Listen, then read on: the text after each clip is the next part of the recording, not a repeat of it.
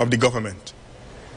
And of course, you know money is a zero-sum game. If you lost, who gained? The Prime Minister himself said it takes cash to care. So the cash that he is using is your taxpayers' dollars and is only caring for the PNM friends, whether it's 1,000 acres in a repo, to a PNM financier, to the PNM family members, whether it's a building in Tong for Faris Alwari's family to get millions, and of course, to whoever is a friend of Keith Rowley and his cabinet members. So, stay the course. He is asking you to stay the course. So he came with a roadmap, a spotlight, the roadmap breakdown. He brought a spotlight on the economy. And what is the synopsis of the spotlight? He brought an economist, and the gravest warning from that economist, Dr. Dave Siratan, was that rising social inequality that we are experiencing in Trinidad and Tobago breeds instability. And if it continues, it will destabilize not just the economy, but also the general politics, the state of the country. So he stopped short of saying that there will be a revolution in Trinidad and Tobago. But we in the United National Congress have been saying this since 2015, warning you that should you give the keys to the Treasury to Keith Rowley, this will be your fate. Patrick Manning, rest his soul, warned you, the people of Trinidad and Tobago, about giving Keith Rowley leadership, and it has come to pass. So we had to endure a spotlight on the economy that didn't shine a light on you, the stakeholders of the country. I'm seeing persons here from Penal, Debe, persons from Siparia, persons from Point Fortin, persons from Sangre Grande. Did you see anything in that spotlight that reflected the needs that you have in your community? The answer is no. It's a resounding no. And of course, a government with a toxic mix of no jobs, no economic growth, new taxes for the people, and families not being able to see the way on Month 10. Because the central bank just last month published some statistics that I'm sure speakers after would detail on, that shows what we know to be true. In all the constituency offices and all the local government offices across the country, when persons come to us and say, here na partner, I ain't have money to make it to the end of the month. Water more than flour. The central bank has proven it. And maybe that's why the governor of the central bank wasn't present in the spotlight. Because it's the governor of the central bank that has embarrassed this government by publishing the true statistics of suffering under Keith Rowley and the PNM. So we have an economic spotlight. And they brought an economist there who said basically what we have been saying.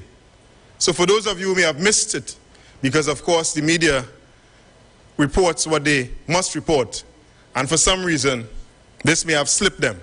So we are trying to help the media to dig back into the spotlight and look for the presentation of the one external economist that the government brought, Dave Siratan, where he said that the country is facing a worsening financial position of government. What does that mean? That means that they're borrowing to the hilt. And that borrowing will have to be paid by your children, our children. All right? Weakening of balance of payments, of course, foreign exchange. You have to find US, because you closed down the refinery that would have generated the revenue, the foreign exchange, for us to help with our foreign exchange problems in this country.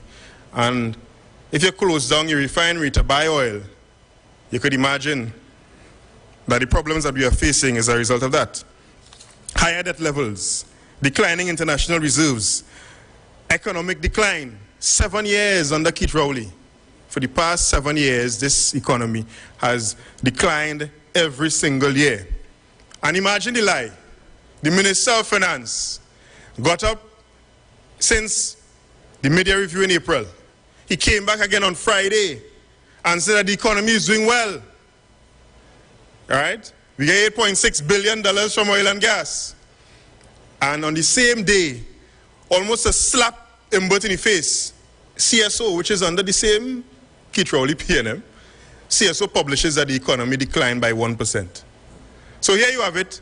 Imbert saying the economy growing, but CSO, the statistical office, where all this country's statisticians are employed, is telling the population that the economy declined last year. And this morning we woke up to see that it declined by an next 4% in the first quarter in 2022. So who lying? The public servants in the CSO who doing the job, or Coleman Imbert? I know you could pick sense from that. And of course, rising unemployment. Now, we have been saying it time and time again, but it's very important that when a University of the West Indies professor called by the government to trumpet and boast how good they have been doing comes out and talks in a very gloomy manner, a scary manner, about the state of joblessness in this country and the fact that that could lead to instability, we must all stand up and take note. I'm not sure if they might invite Dr. Dave Siratan to speak at any more spotlights on the economy after what he said. Because what he said, and I quote, one of the most important aspects of the challenges we face because it has implications for social and political instability is the rising unemployment. Now, the first port of call that this government went to when they came into office was removing the social safety net. So you lost your work and you can't get no help from the government. So you in the middle and the future of your children and your family jumping up like a steel band in town. You in trouble. And of course, it's like when I was in the gas station on the weekend, pumping gas, a lady comes to me and say, I need some help to buy some school books for my children. She have the book list. So everybody at every pump giving she some money. I was the last person, because I was on the last pump. So I say, Tanti, you know, if you did vote for Auntie Kamala, you'd have been in a better position today, because you'd have been able to access a grant so that your children, you look like a grandchildren probably, could have gotten the books that you need. And this lady, bless her soul, couldn't recognize the connection between voting for Keith Rowley and getting school books for children. Voting for Keith Rowley meant a vote against school books for your children in this country. And that is a clear and important distinction we must make. So when Coleman Imbert comes and says $5 billion for social assistance to who? Because when you look at all the social assistance programs that they have, is through a PNM party card they have to get it. Don't forget, just in January, we installed in this country, a new executive in Tobago, the PDP. And in the election campaign in November, there was a senior man from the PNM in Tobago boasting that he walking around. You could catch him in a fete, you could catch him by the beach, you could catch him in the bank. He always have a fat pocket full up with about 400 food cards that he could give out willy-nilly to whoever he want. But you have to be a PNM. If you're not a PNM, you ain't getting that. And that is the PNM's method of distributing your tax dollars to those who need it. Every single program that has been designed, and it didn't matter which prime minister was there, every program that was designed to equitably ensure those who are living on the margins, those who are suffering from poverty, get assistance. Every program has now become a program that you have to go through a PNM party group to get. If it's agriculture, You want land, you used to go by the Land Settlement Agency. It didn't matter which government was in office. Now you have to go to a P&M constituency office to get access to land in the Youth Agriculture Homestead Program. That has become a P&M program now. If you want to get the $250,000 in grant for agriculture, for farming, if the minister ain't finding you singing like a P&M, you're not getting it. Your dog's dead. If you want to get your child to go to university to get taxpayers' dollars to support their education, whether it's a scholarship, now they make that a bursary. So it's our next P&M program you have to go through. And if your party card sung into UNC or to anybody else, your father might be a bad trade unionist and sign up against the P&M. Your dog's dead. So their approach to social intervention is P&M or debt. And I think that was the warning Dr. Dave Siratan was giving to this government. He told this government that the World Bank cannot help them to bring social peace in this country. The World Bank cannot help them with the policies. We have been saying that all the time in the UNC, that you must be people-centered. You must use plans and programs that emanate from the people of Trinidad and Tobago, for the people of Trinidad and Tobago. But of course, that goes in one ear and out the next under this Rowley P&M, because unless it's P&M, it's nothing.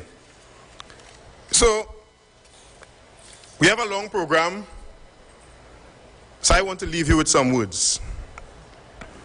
It's important at this time that we, the people in Trinidad and Tobago, recognize the sham, the puppy show, the ride that was that spotlight, that Keith Rowley is taking the country on a next joyride. Right now he's joyriding in Switzerland with your tax dollars. He's taking you and us on a joyride. And when somebody playing you for a fool, you have to give them a shock. You have to give them hell. Just like the teachers today that sent a message to this government that they will resist them. Just like those teachers across the length and breadth of this country.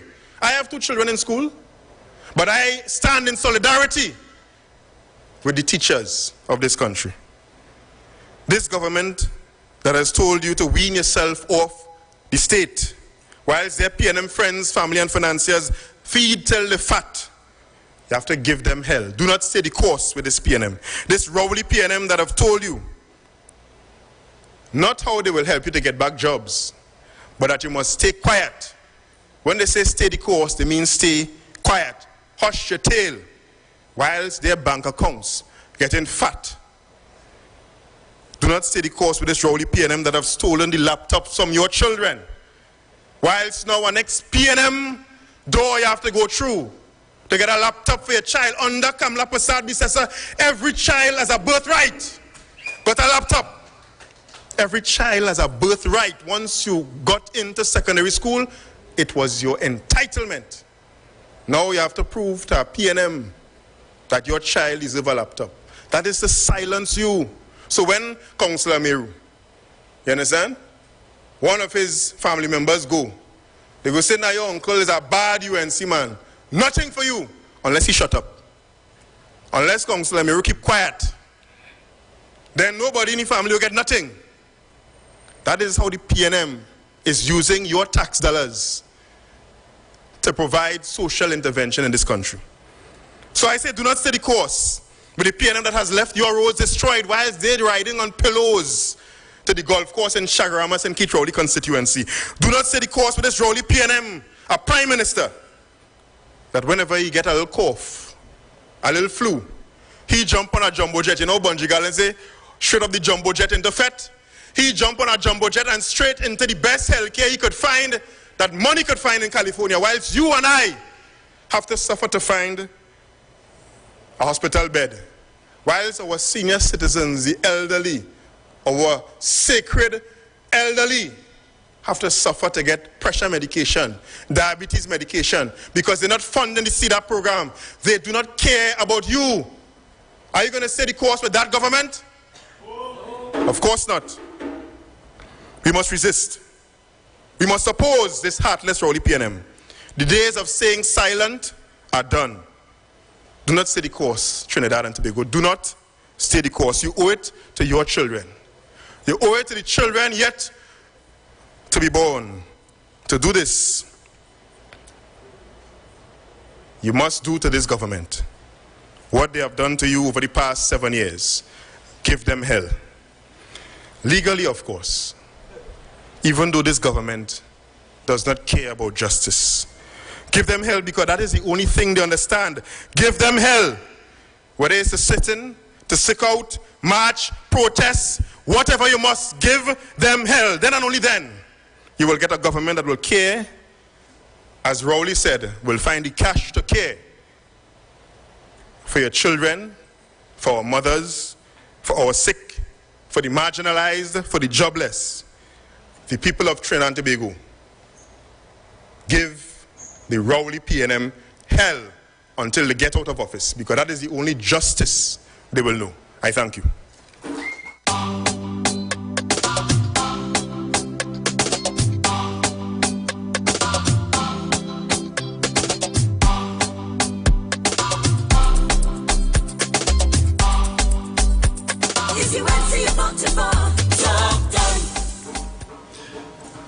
Time to wean yourselves off the PNM once and for all. Thank you, Brother Taka Obika, for that hard, cold reality of despair, despotic, and devious governance under Rowley. Our next speaker, ladies and gentlemen, needs no introduction, but of course, with due respect, she deserves one. She's vibrant, youthful, passionate. She has grown up in the UNC. She began her vocation in national service in 2003 as one of the youngest councillors ever elected serving in the electoral district of Valsin South, Caparo. She also became the youngest chairman of the Tanapuna-Piarco Regional Corporation in 2010. She currently serves as the deputy chairman of the United National Congress National Executive. If political patriotism and unwavering loyalty with limitless sacrifices ever had a name and a face, it would be Khadija Amin. Please welcome to the UNC virtual platform the Member of Parliament for St. Augustine, the Honorable Khadija Amin.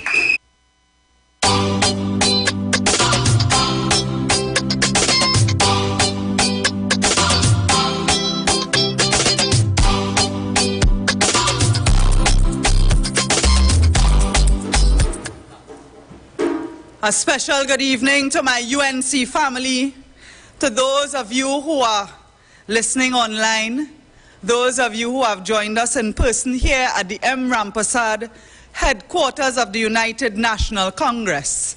And let me say a special good evening to my political leader, the Honorable Kamala Prasad Bisesa, and my UNC St. Augustine family. My friends, the United National Congress has always been a people-centered party, and when in government, a people-centered government. Democracy that we have in this country is where we, the people, elect a government to represent the needs and the cry of the people. We do not elect people to sit and do their own thing. In the 8 years that this government has been in office, and in the 8 budgets that they have brought from 2015 to 2022, I want to ask you, as a citizen, have they ever asked you what you would like them to spend your money on? Because this is taxpayers' dollars, this is our money. The money is given through taxes and other forms of revenue to be used for the best interest of the citizens. But instead, what we have is a government using it for their own interest. Have they ever asked the fisherman? Have they ever asked the farmer? Have they asked the student what they need in the budget? Have they gone to parents, mothers and fathers who are facing the rising cost of expenses? Have they gone to small and medium businesses? No, they fraternize with the 1%. The major financiers are the ones who have the heirs of this PNM. Have they gone to the at-risk youth in this country? Have they gone to small and middle-income families? The answer is no. We in the United National Congress, although in opposition, we are a government in waiting and we continue to listen to the people. And so for the past couple weeks, in preparation for the upcoming budget, the United National Congress has launched the pre-budget consultations that has gone throughout Trinidad and Tobago. We had a grand launch in Chaguanas, and let me tell you, the Chaguanas Borough Hall was overflowing. You had people outside who couldn't come in. People from the regions of Couva, Tabaki, Talparo, and Chaguanas came. And that day, you had rain, you had flood, and people drive through flood to come and voice their opinions. In fact, there was one stakeholder, farmer, president of the Jerningham Junction Farmers Association. He asked to speak early, to leave, to go back because his crops were flooding. And he gave his contribution and left. We went to Tableland, where we met with the people of the region of Princestown, Mayaro, and Rio Claro. We went to Barataria, where the people of Diego Martin region, Port of Spain, and Sawa Lavantil came together to voice their opinions. Well, you know, there were people there from Rowley constituency, and I saw shame for Rowley. The questions that were asked tells me that these people forget that they are elected to represent. They are elected to represent those who elect them, not themselves. Tonight, I want to take the opportunity to extend appreciation to our UNC local government councillors who went above and beyond to invite stakeholders from every community that we have been to. Because this is not the UNC opinion, this is the UNC facilitating our stakeholders putting forward their views, their contribution, what they would like to see.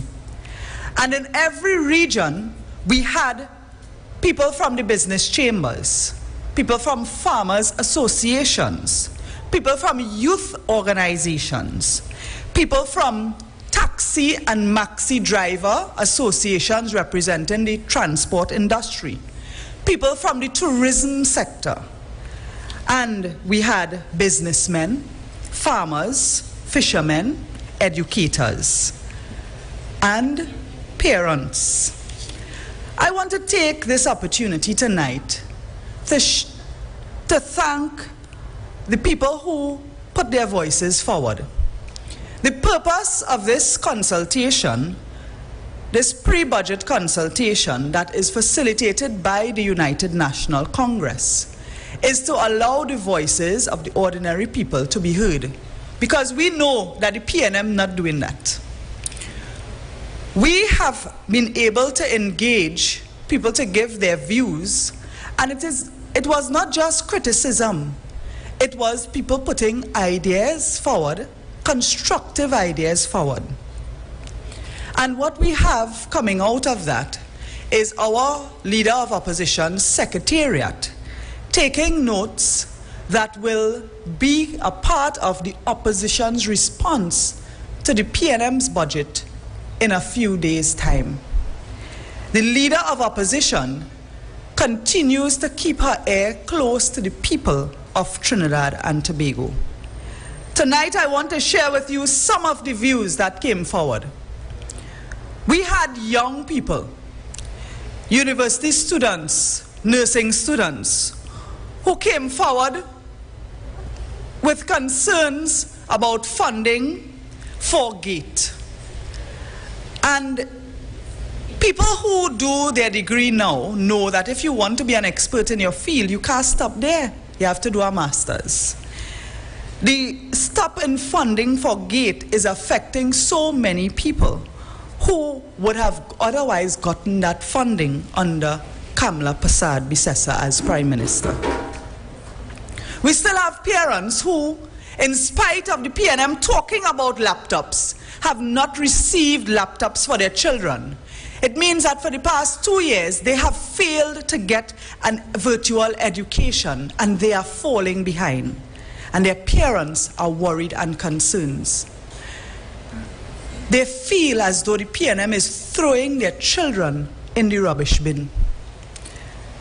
We are calling on the government to put laptops, make laptops available for every single child in secondary school, as well as give devices to those in primary schools who are preparing for SEA exam.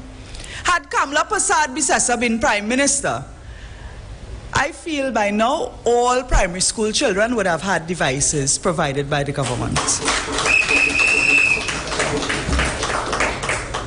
We had persons telling us that under education, there were schools that were still closed. The Jerningham, the Londonville Presbyterian School, and there was another one in the Tabaquite area that were closed because the government failed to do the necessary repairs. What it means is that their children are either on shift system or they are in very cramped conditions. And with COVID-19 and the reopening of schools, they have more contamination and they are more likely to be affected. They also complain that rural transport has been decimated by this government. The people of Bish and Manzanilla and Plumitan, whose children go to school in Port of Spain, Tacarigua, Arima, used to get school transport. That has stopped. Even the PTSC bus service in some of these areas have stopped. In Tabaquite, children who go to school in San Fernando and Central also are not getting transport. Parents are telling us that they are spending minimum $1,000 to $1,200 per child for 20 school days. And of course, sometimes a month have more than 20 school days. So they are literally working for transport for their child. We call on the government to ensure that the rural transport is reinstated to allow children to access their schools. Some of these rural areas are so picturesque and beautiful, and they are a part of our local tourism. And you know, we had people coming forward to tell us why in Mayaro and Sandy Grande and Manzanilla, you must have tourism, local tourism, as a driving force towards developing the economy, creating employment for local businesses and local citizens. These citizens who spoke were not asking for a handout from government. They were asking for our local tourism in Trinidad and Tobago to be developed. When we had the consultation in Barataria, a similar sentiment came from those who spoke about using Carnival as a means of employment for citizens throughout the country, because a lot of people come to Port of Spain for Carnival, but the PNM government does not recognize many of the sectors and the stakeholders who are involved in Carnival. And these are opportunities to create employment without creating dependence on government. These are ideas coming out of citizens who attended the UNC consultation. We also had entrepreneurs such as fishermen who tell us that they are risking their lives every day when they go out to sea because they are not protected. We don't know what Fitzgerald Hines doing. Don't let me start on Fitzgerald Hines tonight. We don't know what Fitzgerald Hines is doing to protect our fishermen out on the ocean. The fishing facilities have been neglected, and sometimes the cost of bringing in a catch, when you consider the increased cost of gas, the increased cost of transportation, when their ice machines are not working and they have to transport ice from very far and pay additional cost, when they pay a person to help them bring in for labor, sometimes they make very little. And again, this affects the price of the food, the fish that comes to our table. It affects food prices. Our farmers, when our farmers don't get their subsidy for on time, when they don't get compensation for flooding for losing crops, these things affect food prices in the market, just as the conditions of fishermen increase the prices. In the meanwhile, though, on the other hand, we had elderly people coming forward as well. Elderly people who tell us that while they get their pension, previously they would get most of their medication on CDAP, and they would make do to buy their groceries and pay their little expenses. It seems, I want to ask this government, has CDAP collapsed? What is the status of CDAP since our pensioners, our disabled persons, and other persons who depend on CDAP have been complaining for months, in fact could be years, that the medication they need is not available on CDAP? So you know, when you have your sick grandmother who gets in her pension, she's going to spend her whole pension on medication with very little left for food and other expenses. Our elderly citizens are living in poverty, even though they are getting their pension. And the PNM has to come forward and tell us, if you have scrapped the CDAP program, say so. If you have decided to deprive our citizens of medication, come out and tell us and stop fooling the population. The CDAP program has all but gone under this PNM government. Well, we'll talk about Southern landslips. When we went to Tableland, the issues coming out were not just complaints, you know. There were countless landslips, but you know what the residents were concerned about? That some of their tourist sites, for instance, the Mud Volcano and other areas of interest, where people would drive and go and visit, the roads are almost impassable. It means that residents who are involved in micro-entrepreneurship, who sell palori, who sell food stuff, who sell other things that is on the route, are now deprived of an income. So when you hear Michelle Benjamin burning tires, when you hear Barry Padera talking about landslips, when you hear Rodney Charles and Naparima calling on the government to fix these landslips, it is not just about the road, it is about the income and the possibility of survival from the residents. So government has to move away from the political victimization of landslips and fixing roads and other issues and really get to getting our country independent. The feeling that I got from these consultations is that people are not begging for handouts. People are asking for an opportunity to earn for themselves. And I can tell you that the UNC's economic transformation plan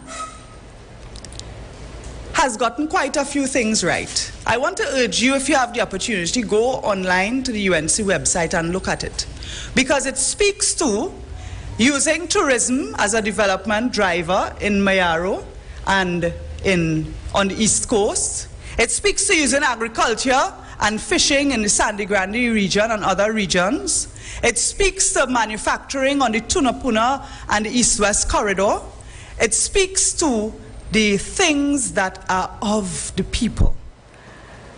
And so, while many are throwing cake sales and barbecues and fundraising and hampers, all of us as UNC MPs, as councillors, we have been doing our share of charity Tonight, before I close, I just want to take the opportunity to extend condolences because this country lost a woman who has been, really a giver. Ms. Leela Sukhdeo Naipal, who is the co-founder of Extra Foods, the supermarket chain, which was founded 57 years ago, she passed away. As I extend condolences to the family, I want to acknowledge how much charity they have done within communities that doesn't have anything to do with politics, but because my constituents in St. Augustine, which is close to the Grand Bazaar branch, has benefited. I just want to pay tribute to her and her family. My friends, we are also in a holy period for Hindus, Ganesh Utsav, and Hindus believe that Ganesh is the remover of obstacles. There is one major obstacle in this country that has to be removed, and it is the PNM.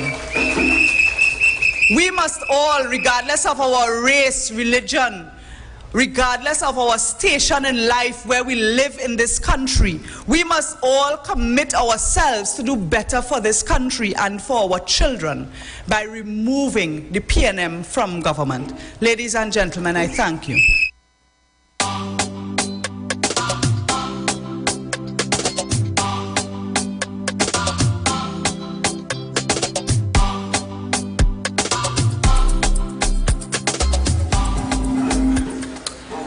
Thank you, MP Amin, for that fiery presentation, and thank you for bringing to the fore some of the findings from the recently concluded pre-budget consultation.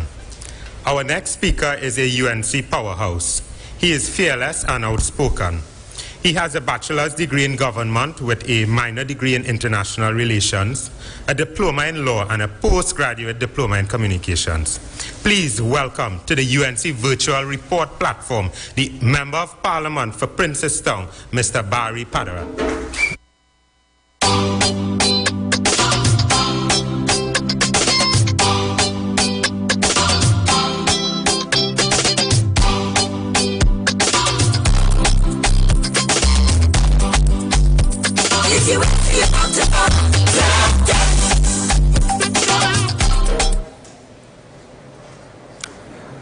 Political leader of the United National Congress and the best Prime Minister Trinidad and Tobago has ever seen, the Honorable Kamla Prasad Bisesa, Senior Counsel, colleagues from both the upper and lower houses of Parliament, colleagues in the local government fraternity, brothers and sisters of the UNC, Trinidad and Tobago citizens all.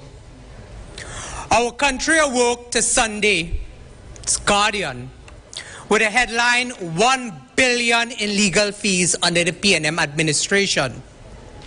Now, what was most mind-boggling was that the article indicated that several ministries and state enterprises, their legal fees were not included in that figure, and that the $1 billion may actually be more in terms of how much the PNM has racked up over its tenure. You know, I often like to use local parlance. And when we say local parlance, when you dig hole for other people, be careful you yourself fall in it. Tonight, I raise this matter in the context of what is happening at two state companies, namely WASA and TSTT. For the past year on this platform, we have exposed and preempted the machinations of the government in its attempt to privatize TSTT and WASA and sell off its assets to friends, financiers, and family of the PNM.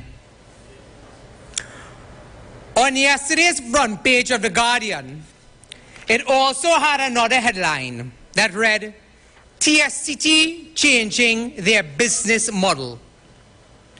Now, while TSTT has taken the bread and butter out of the mouths of thousands of workers and placed them on the breadline, their political hatchet men and women are reaping the rewards of their years of service to the PNM while they hide under the cloak of independence. I have told you in the past of wolves that come in sheep's clothing. But I've also told you that we will expose them, their agendas, and their allegiances. In 2017, from Anand Ramlogan, former Attorney General, he brought a matter against TSCT before the courts. This came after TSCT refused a Freedom of Information request to disclose information on its management structure, salaries, and its shareholder agreement. The request asks for salaries, stipends, and processes used for hiring persons in managerial positions. In 2017, TSCT lost the matter to Ramlogan, not surprisingly, and a learned judge determined that TSCT is a public authority that is subject to the provisions of the Freedom of Information Act. Now, I am almost certain you all are wondering where I'm going with this, but let us connect the dots. You see, TSCT appealed that judgment, and just a few weeks ago, on Friday, 29 July 2022, the Court of Appeal upheld the High Court judgment determining that TSCT was not exempted from the Freedom of Information Act. Now let me demonstrate the lengths that the PNM will go to protect its own under the Cosa Nostra. A few days ago, I received a copy of a Freedom of Information request sent into TSCT after the Court of Appeal judgment. The contents are as follows. Let me just get a minute. The name of the public authority to which the Freedom of Information was applied to is the Telecommunications Services of Trinidad and Tobago. And these were the items that were requested of TSCT. 1. The remuneration package of Mr. Kamal Georges as a Senior Management Environmental Social Reputation Manager. 2. The dates on which Mr. Kamal Georges assumed duties as a Senior Manager, Environmental Social Reputation Manager. 3. The date on which the position of Senior Manager, Environmental Social Reputation Management was created. 4.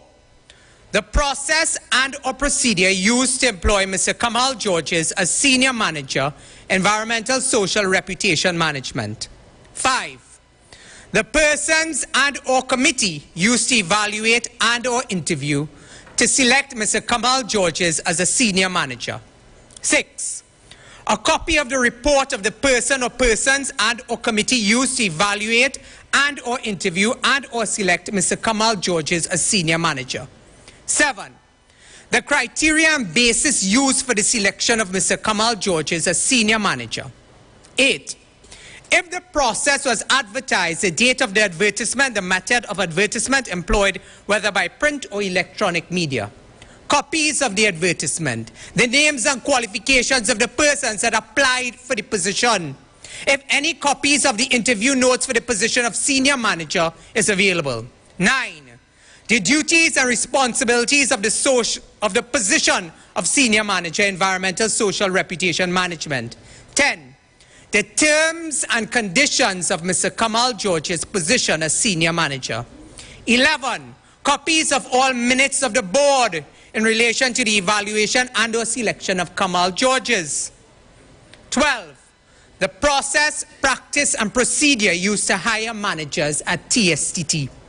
13. If the position of Senior Manager, Environmental Social Reputation Management was previously held by any other person, the name and qualifications of the person, the remuneration package of the person, the terms and conditions of the person previously holding the position, and the remuneration packages of all managers of TSCT. Now, I just told you in 2017, Anand Ramlogan and others applied. TSCT refused to give it to them. Mr. Ramlogan took it to the courts. The High Court upheld that TSCT was a public authority and they had, by law, to respond and give them the information. TSCT then appealed that judgment. July of this year, the Court of Appeal upheld the High Court judgment. And I want to be able to connect the dots to you tonight because something very interesting has happened in our nation's parliament. We received a copy of a legal notice just a few days ago when the parliament sits. And this is legal notice 143. And this is a copy of the legal notice. And when the parliament resumes, bam, on the order paper, the government is bringing exemptions to the Freedom of Information Act. Tonight I ask whether a legal notice has been drafted to exempt TSCT and circumvent the ruling of the Court of Appeal. Tonight I am asking what is inside of TSCT that government is going out at such great lengths to hide. Tonight I am asking, why are they refusing to enforce the law?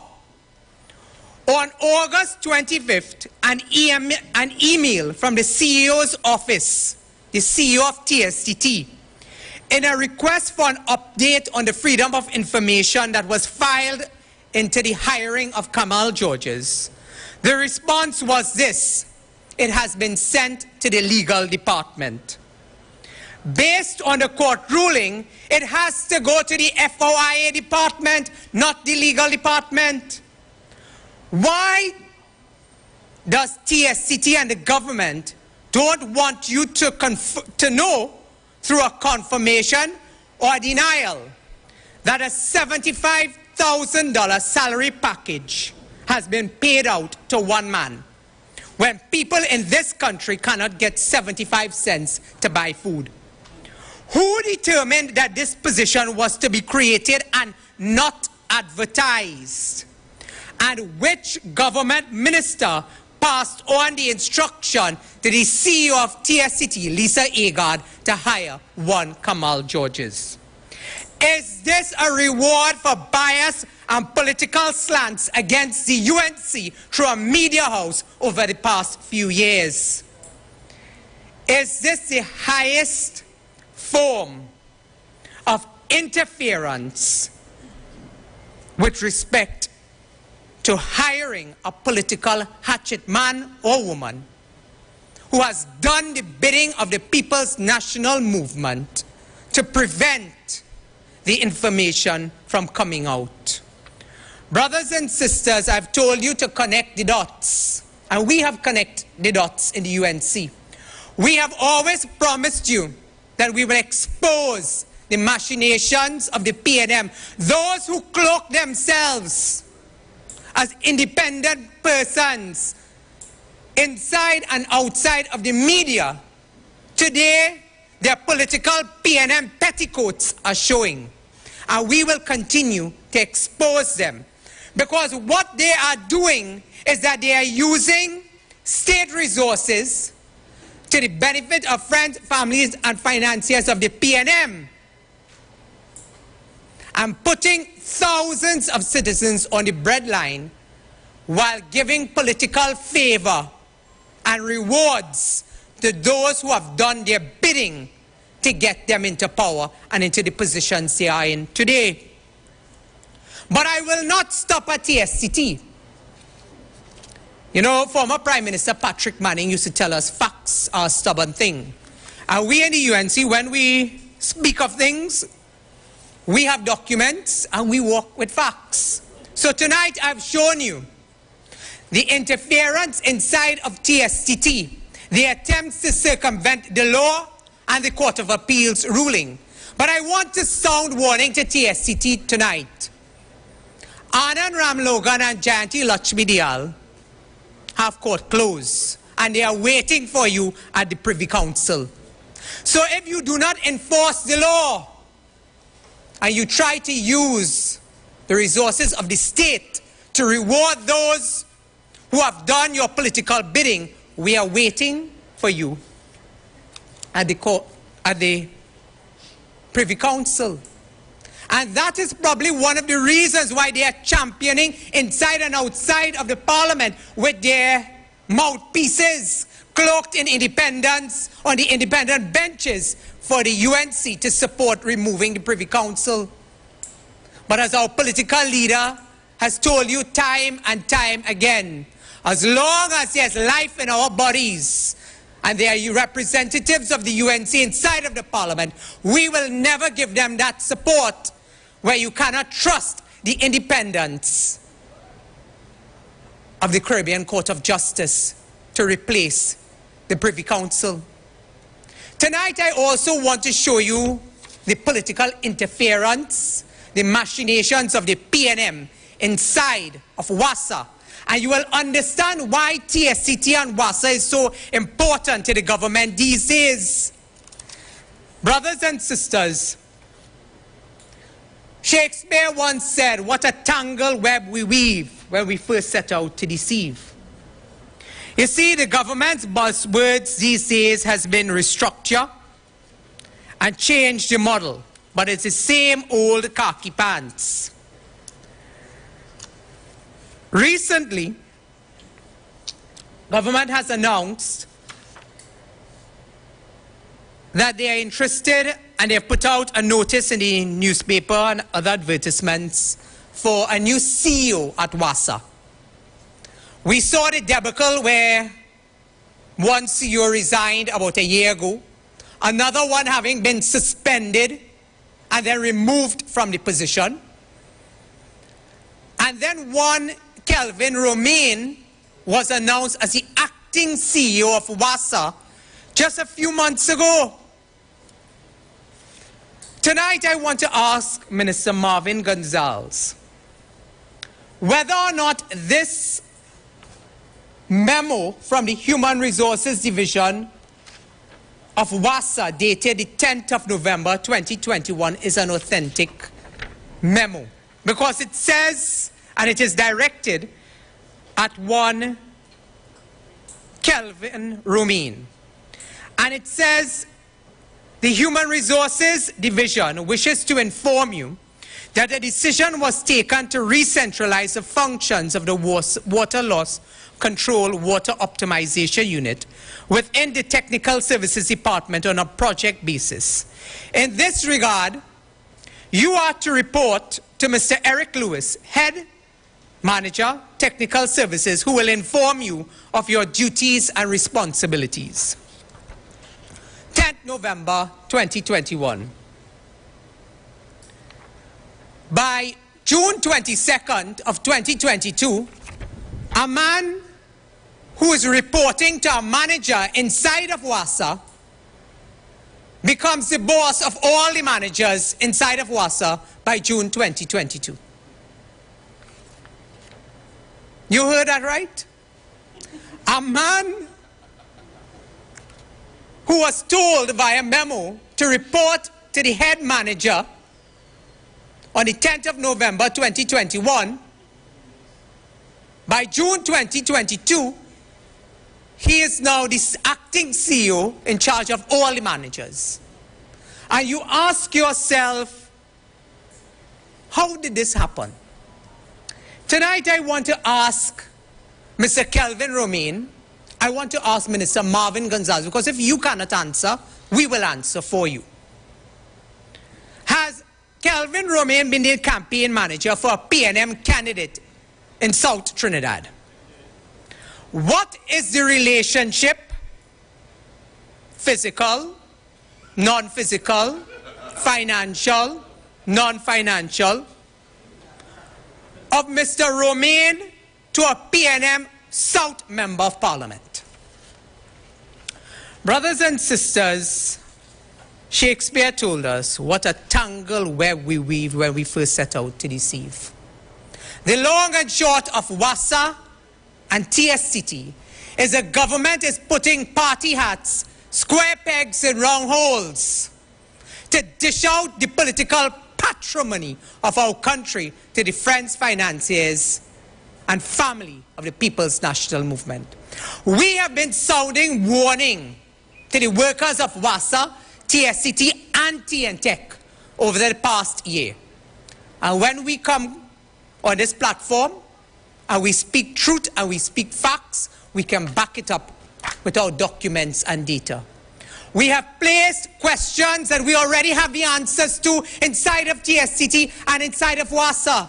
And I've said to you, you can run, but you cannot hide. You can run, but you cannot hide. Our political leader always tells us, you can do and do and do, only for so long until it catches up with you. And brothers and sisters, tonight, we on this platform sound a warning to the PNM that we are on to you. We will continue to expose you. We will continue to expose those who hide behind the cloak of secrecy and say that they are independent when they are really wearing PNM petticoats, receiving handouts and rewards from the PNM for attacking the UNC, whether it's inside of the media or outside of the media.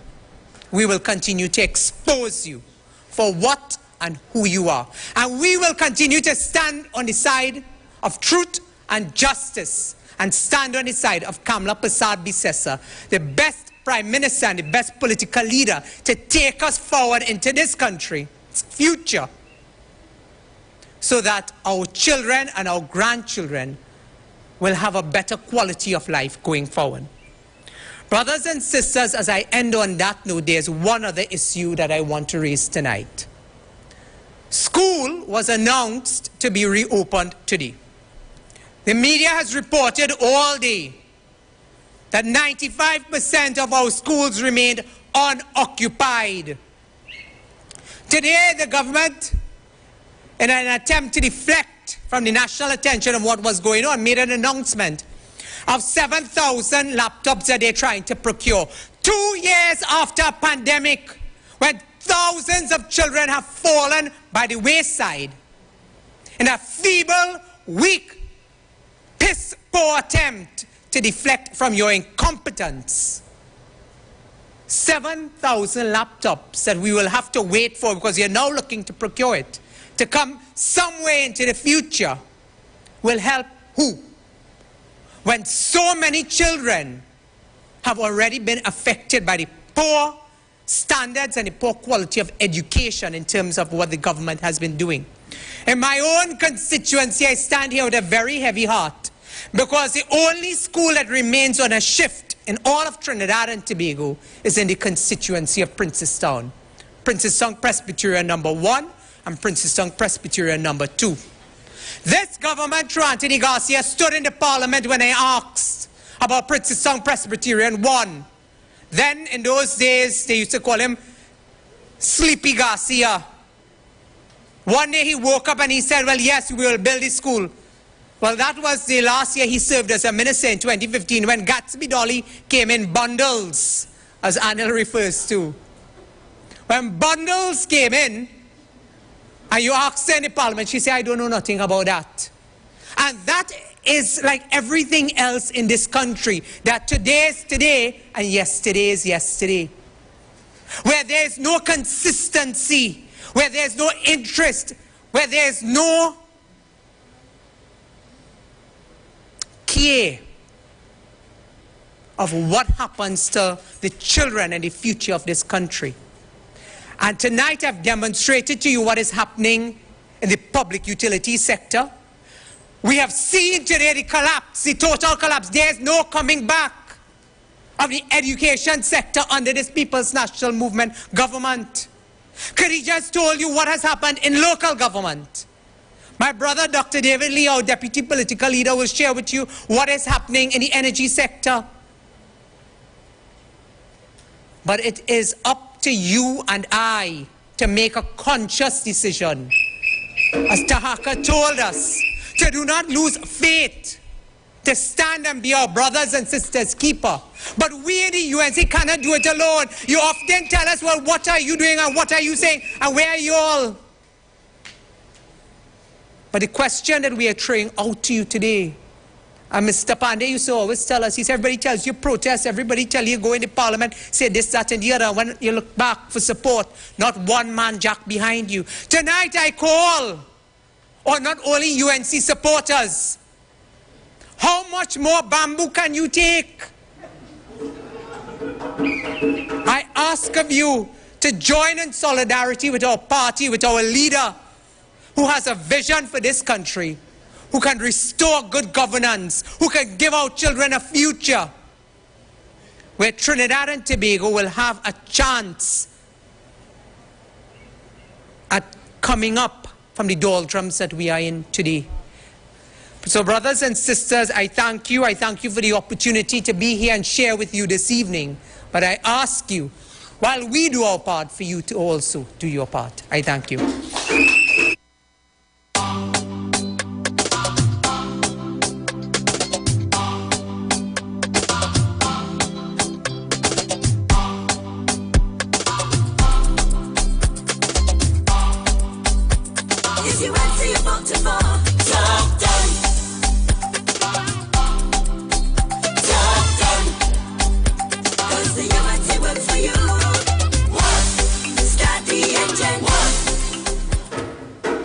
Thank you, MP Barry Padarat, fiery, fearless, and forthright giant from Princestown. And he reminded us that over the last 7 years, with the 7 budgets of the PNM, the only sector which has grown by leaps and bounds is political patrimony, political patronage for friends, family, and financiers. We are live on the UNC Virtual Report. And our next speaker, ladies and gentlemen, has been offering visionary, people-centered, and service delivery representation to the people of Pointe-à-Pierre ever since he was elected as a Member of Parliament in September of 2015. He's one of our 3 deputy political leaders and is the formidable opposition chief whip in the lower house. He is active, visible, grounded, and highly connected. He is the UNC Shadow Minister for Energy Affairs. Please welcome to the UNC Virtual Report, the Member of Parliament for Pointe-à-Pierre, Dr. David Anthony Lee.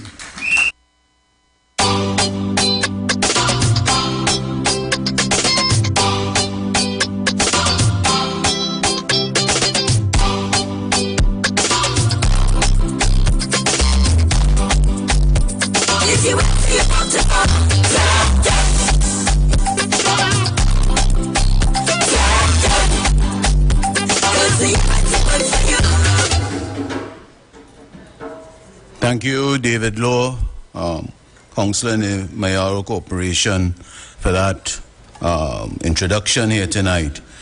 Good night to my political leader, the Honorable Kamala Persad-Bissessar, Senior Counsel, also opposition leader of our great party and Member of Parliament for Siparia. I'd like to also say good night to my colleagues who spoke before me, MP Barry, MP Khadija, my good friend Tahaka Obika, and all my UNC families that I see here at our head office here tonight. Before I start off my presentation here tonight, I'd like to offer my prayers and best wishes to a speedy recovery to the children and the driver of my constituency of Pointe-à-Pierre, especially in the Claxon Bay area, that they had an unfortunate accident on their way to school this morning. As you know, today was the first day of school, and I wish them a speedy recovery, and our prayers are with them at this point in time. Budget day is coming, September 26, Monday, September 26. And I want to tell Trinidad and Tobago here tonight that this PNM government, enough is enough. Let us end the propaganda.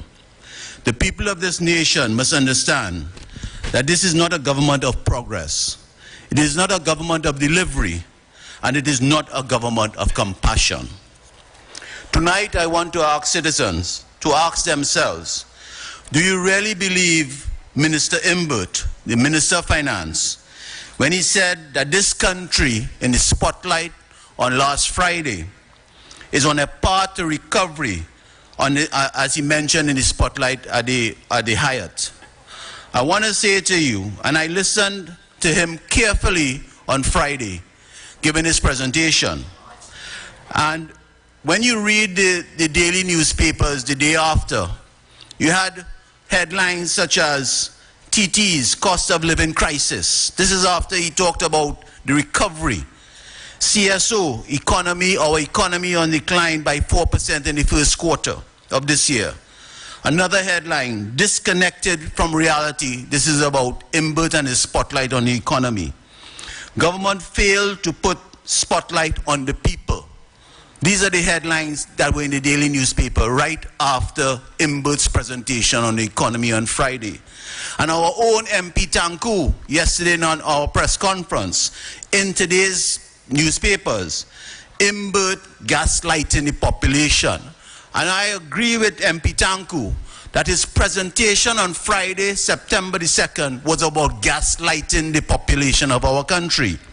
If things were so good, why did we have to read in the headlines in the daily newspapers, parents bawling over books? This was in the Sunday Express. If things are so good, why did we have to see teachers today, our first day, resting and reflecting on the first day of school in our country? If things are so good, as Imbert says, why is the government putting us on alert that fuel prices is pending and will increase in the future? Trinidad and Tobago, day after day, you see the suffering right before your very eyes. Do you feel Imbert's economic recovery when you pay the high prices at the fuel pump as today, and it will increase in the future? Do you feel Imbert's economic recovery when you pay the high prices when you go to the grocery and our supermarkets? So they talked about inflation is not as high as the international countries, somewhere just under 5%. But every one of us here in the audience and the people who are viewing us here tonight, when you go to the supermarket and you ask yourself, can you buy what you used to buy when Kamla Persad-Bissessar was in charge of this government? And the answer is no. So what they did in the last few years, this government, they did away with the old cotton note, the $100 bill. Remember that? And then they bought the new $100 bill. And when you look at the old $100 bill, the cotton note, you could have bought more with that $100 bill than the new bill that this government bought the other day and wasted our money in producing that bill. Do you feel Imbert's recovery when you drive on our bad roads? Do you feel Imbert's recovery when day after day you see people and your family struggling to get a job? This is the same man who told you in 2018 that he can see clearly now and the turnaround is coming. 2018 budget, that was his team. This is the same man who promised you growth for 7 years since they came in to control the government. 7 years from 2015 to now, and has not delivered a single year of growth. That is the man, our Minister of Finance. Minister Imbert, tonight, we in the opposition challenge you. Put your money where your mouth is. If Forex, as you say, is flowing in our country, why when we want to go to the bank, we cannot even get 200 US for the small man? Remove that cap for the common man, not just for the businesses and your friends and family. If this government is collecting more revenue, as you say, then immediately introduce a subsidy on food imports to protect the poor man and the food prices. If the overdraft, as you say, is in such a good position that you said on Friday, accept what the public servants and our protective services, our police officers, are asking for a pay increase. In the past few weeks, without any shame, this government has been going pillar to post gaslighting this country about energy. Tonight I want to set the record straight. Not a single dollar of increased energy revenue gained by this country was due to any policy, any plan, or any measure put forward by this government. It was due solely that we have seen in the last 6 months, 7 months of the high prices due solely to the Ukraine war between Ukraine and Russia. Nothing else. Minister Young has been boasting about the policies of this government, securing higher energy revenues. But tonight I want to ask him, which policy is that you produce for this country? Was it the policy that has caused Trinidad and Tobago to have the lowest oil and gas production in 18 years? Is that your policy? Was it the policy that causes NGC to have no gas for Train 1 last year, leading to a loss of over $240 million and the closure of Train 1 that you invested in Train 1 in Atlantic? Was it the policy that caused Yara and Metal to leave, to shut down? Or is it the same policy that led to the most plant closures at Point Lisas in 2020? Minister Young and Minister Imbert are telling the nation the complete opposite on the true state of the energy sector. Had this government not plunged the energy sector into chaos, crisis, and a state of carnage with their policies in the last 7 years, it would have been in a better position, we would have been in a better position to earn billions more in revenue in this time of high prices. As a matter of fact, even with the high oil and gas prices, our deficit, according to Imbert, is still around $2 billion because our energy sector is not in the best position as it is today than it should have been. Minister Imbert is boasting about the millions being earned by the petrochemical sector. But a mere 2 years ago, this government crippled the downstream sector. Never forget these headlines that were out there. November 2019 in the Trinidad Express, Point Lisas on the brink. May 2020, Trinidad Express, full-blown crisis at Point Lisas. April 2021, Trinidad Guardian, Proman, the same Proman that he go to Switzerland to meet, shuts down 2 plants, and we'll come to that in a bit. This is the chaos that engulfed Point Lisas a mere 2 years ago. Today, they are running to take credit for the success of these plants, but 2 years ago, they didn't care if these plants could have operated. All the millions that they are boasting that is being earned today is just pittance compared to what could have been earned had this government not acted recklessly with the petrochemical sector 2 years ago. The sector would have been in a much stronger position than it is today. The reality facing our nation is the higher revenues are not due to any increase in oil and gas production, but just due to an increase in oil and gas prices at the international markets. Imbert and Young want to hide the fact that because our oil and gas production has fallen to its lowest in decades, we are losing billions in potential revenues as we have less oil and gas to sell. But you know what they want to cover up the most? Behind all the spotlights and all the promises of recovery, the government wants to hide that the day oil and gas prices fall, this country is in store for another economic nightmare, as our low oil and gas production levels would lead to a collapse further in our revenue. The country must understand that these high prices caused by the European war are providing a smokescreen and are providing a temporary disguise for an energy sector which is still in productive decay. Outside of high prices, this government doesn't have the slightest idea, vision or pathway on how to increase oil and gas production. The Minister of Energy is all over the country boasting about the success of this government's strategies to increase production. Well, those strategies were just like his CNN interview, tomfoolery. Let me remind the country of this government's strategies to increase production. They had a deep water bid that failed because it wasn't attractive. It could not attract any international players. They had a shallow water bid, again that failed because it wasn't attractive. They promised dragon gas, that failed. Oil and gas production has fallen to 7 consecutive years, has fallen over the last 7 consecutive years. You want the real proof that they have done nothing to increase production in the last year?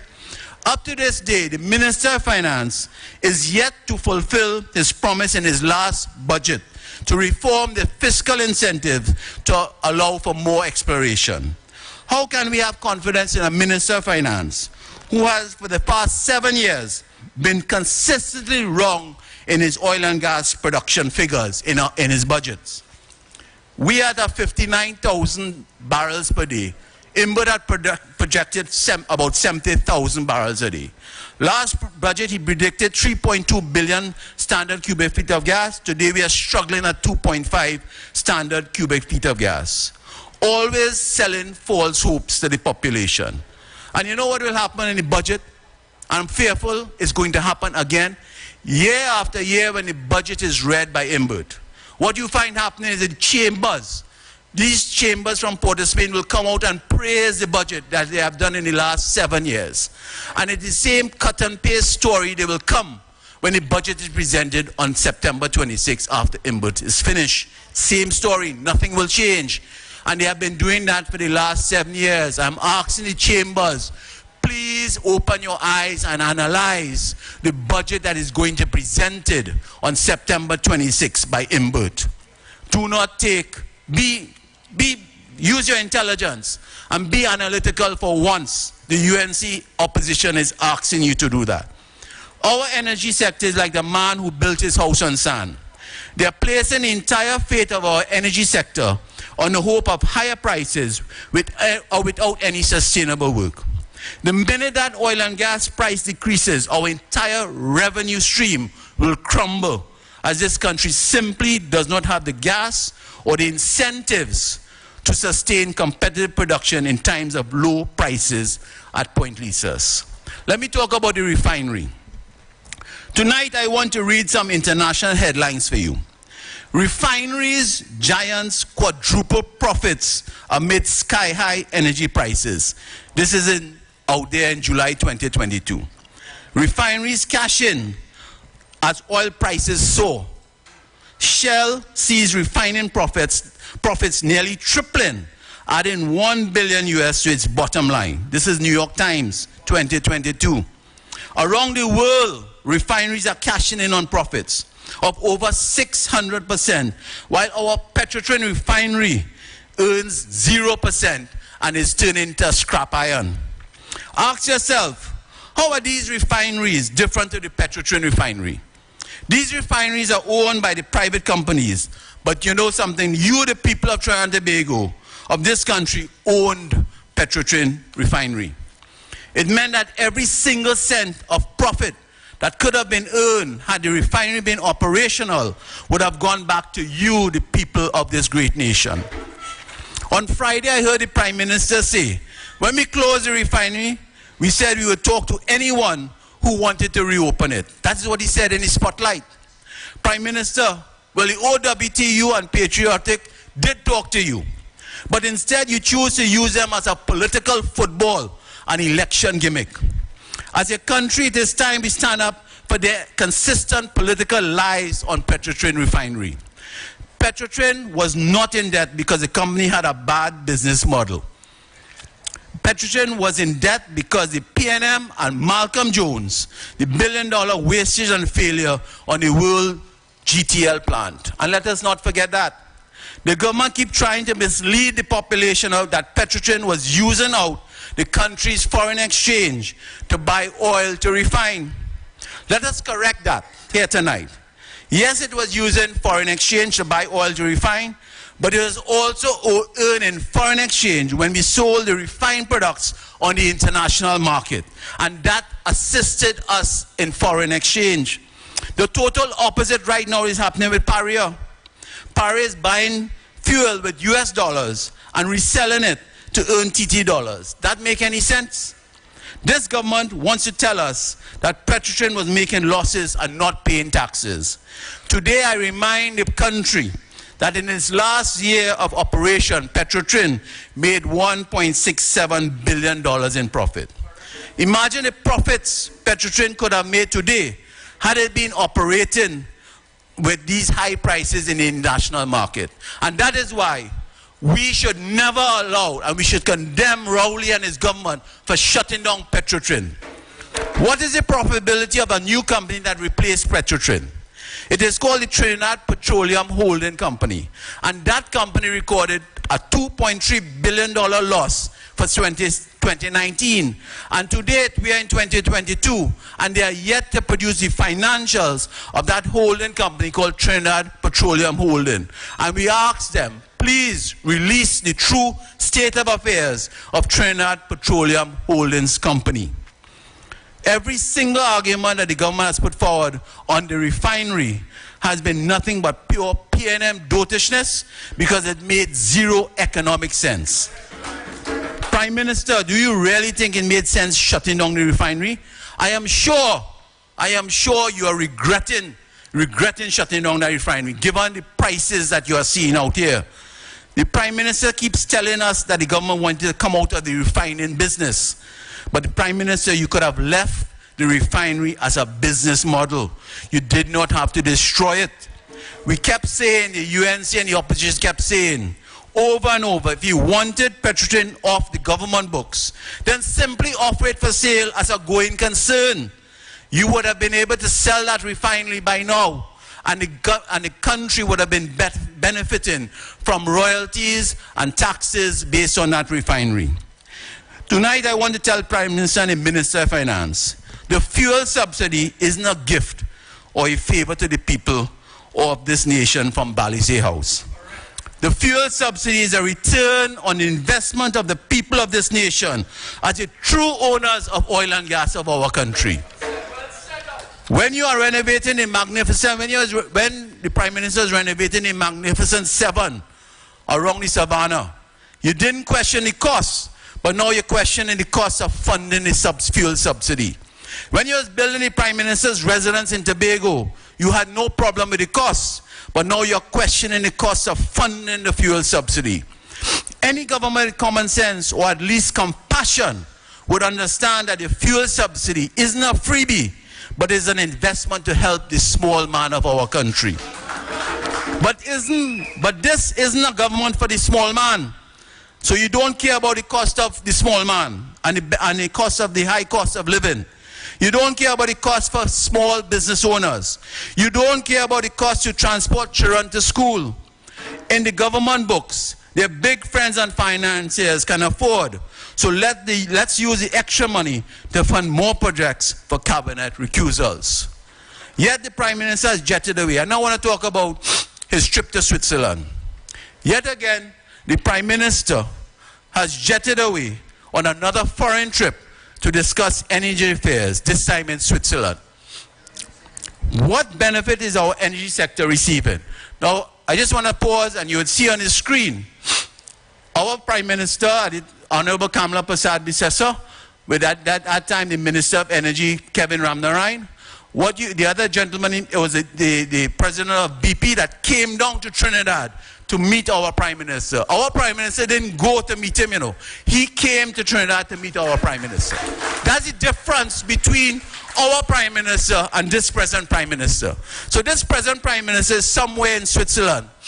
And I saw a release just now before I came up that, like, they heard, Stuart Young and the Prime Minister heard I was coming to talk about their trip to Switzerland.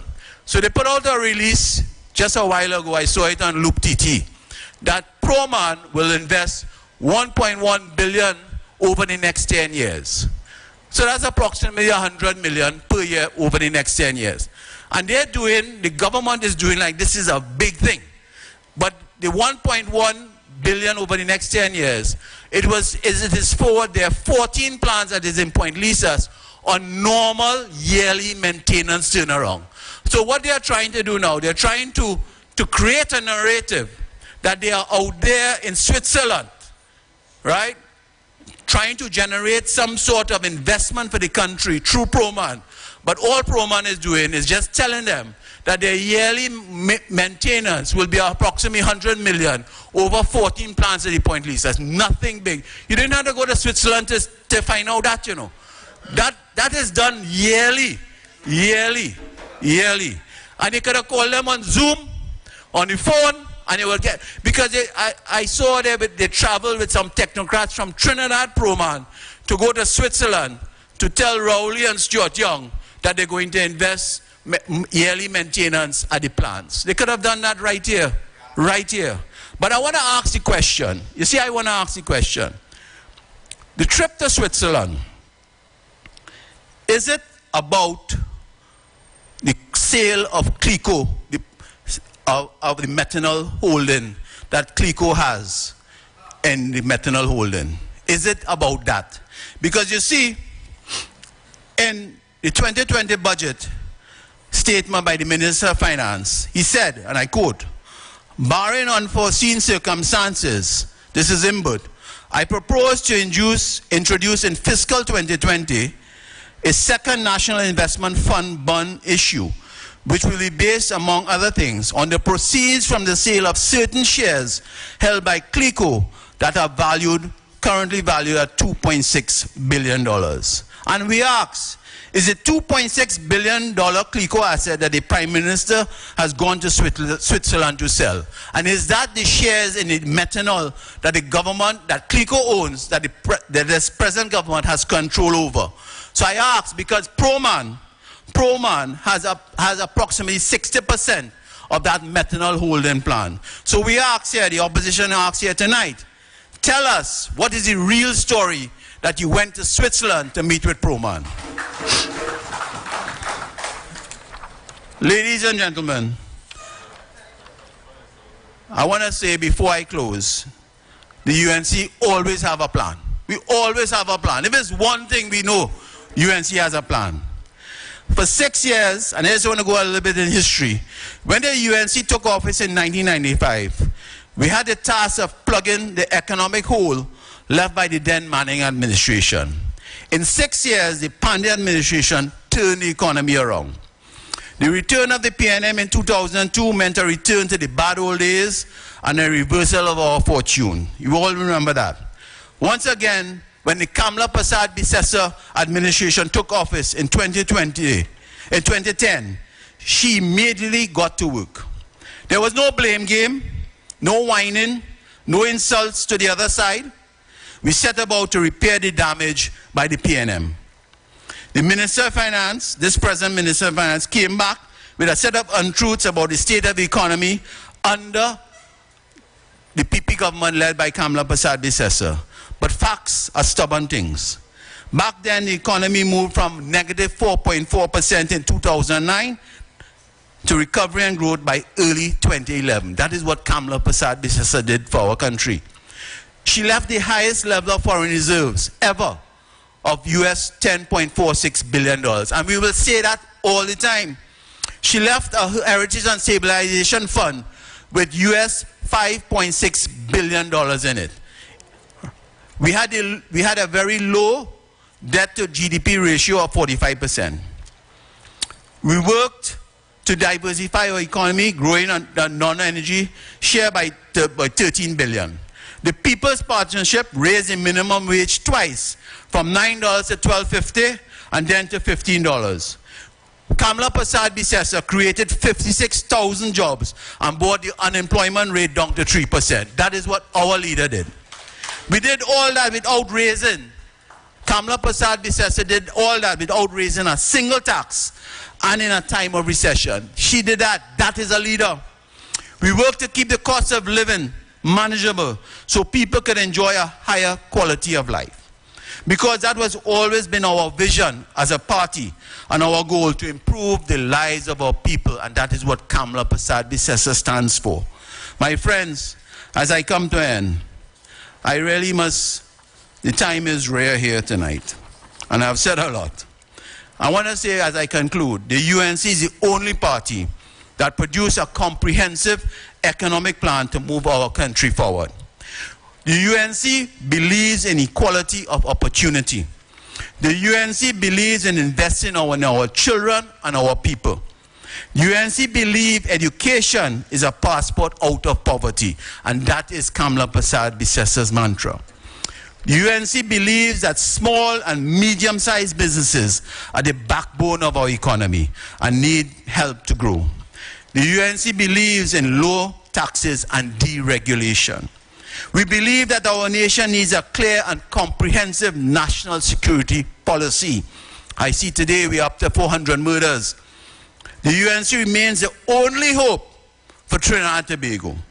Our economy and democracy continue to be under threat by the PNM regime, because it's the same old playbook that they are using, the PNM. And I want to say, as I end, you cannot trust a government that will delay our procurement legislation that is being done by this present government. But you know who you can trust? You can trust a leader who never increased a single tax, but reduced VAT on 7,000 food items. You can trust a leader who gave you laptops, who gave you over 100 new schools, 7 years of growth and 56,000 jobs. The UNC and Kamala Persad-Bissessar did it between 2010 and 2015, and UNC and Kamala Persad-Bissessar will do it once again when we return to government. I thank you. I thank you. I thank you. So who feel the black? Who feel the white? I don't know. But it's settled tomorrow night. Who feel the wrong? Who feel the right? Come and go. And all who feel the too bright. Let me jump up. Let me wind up. Party non-stop. Ramaje dingo leke kete, we come to play mass. Every creed and class. Don't let nothing pass. Like a ready TV, all the love inside away. Uptown and ghetto, feeling the tempo. Soca and Kaiso, it's party they like so. Soon as we land, fun is the plan. We like the jam, like we man bam. Waving the hand inside the band, we inside the band. And if you cut me, you go see blood. And if you squeeze me, you go feel the love. We are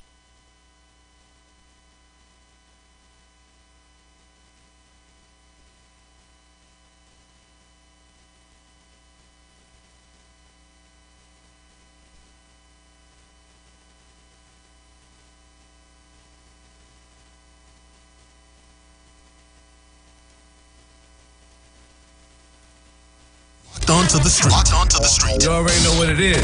919 FM. Yeah. Follow us on Instagram at The Street 919 FM. We are The Street, the only radio station bringing balance to the nation. 91.9 FM.